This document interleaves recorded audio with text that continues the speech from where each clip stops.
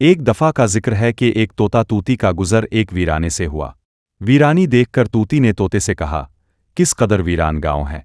तोते ने कहा, लगता है यहाँ किसी उल्लू का गुजर हुआ है। जिस वक्त तोता तूती बातें कर रहे थे इसी वक्त एक उल्लू भी वहां से गुजर रहा था। इसने तोते की बात सुनी और वहां रुककर उनसे मुखातिब होकर बोला, तुम लोग इस गांव में मुसाफिर लगते हो।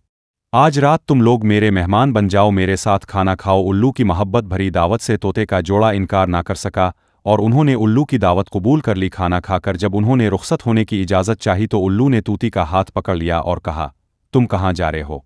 तूती परेशान होकर बोली, ये कोई पूछने की बात है, मैं अपने खावंद के साथ वापस जा रही हूँ। उल्लू ये सुनकर हंसा और कहा, ये तुम क्या कह रही हो, जबकि तुम तो मेरी बीवी हो। इस पे तोता तूती उल्लू पर झपट पड़े और गर्मा गर्मी शुरू हो गई। दोनों में जब बहस व तकरार ज्यादा बढ़ी तो उल्लू ने तोते के सामने एक तजवीज़ पेश करते हुए कहा, ऐसा करते हैं, हम तीनों अदालत चलते हैं और अपना मुकदमा काजी के सामने पेश करते हैं। काजी जो फैसला करे वो हमें कबूल होगा। उल्लू की तजवीज़ पर तोता और तूती मान गए और तीनों काजी की अदालत में पेश हुए। काजी ने दलाइल की रोशनी में उल्लू के हक में फैसला देकर अदालत बर्खास्त कर दी। तोता इस बेइंसाफ़ी पर रोता हुआ चल दिया तो उल्लू ने इसे आवाज़ दी, भाई अकेले कहाँ जाते हो, अपनी बीवी को तो साथ लेते जाओ। तोते ने हैरानी से उल्लू की तरफ देखा और बोला, अब क्यों मेरे जख्मों पर नमक छिड़कते हो। ये अब मेरी बीवी कहाँ है, अदालत ने तो इसे तुम्हारी बीवी करार दे दिया है।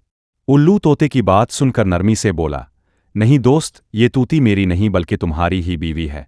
मैं तुम्हें सिर्फ ये बताना चाहता था कि बस्तियाँ उल्लू वीरान नहीं करते, बस्तियाँ तब वीरान होती हैं जब उनसे इंसाफ उठ जाता है।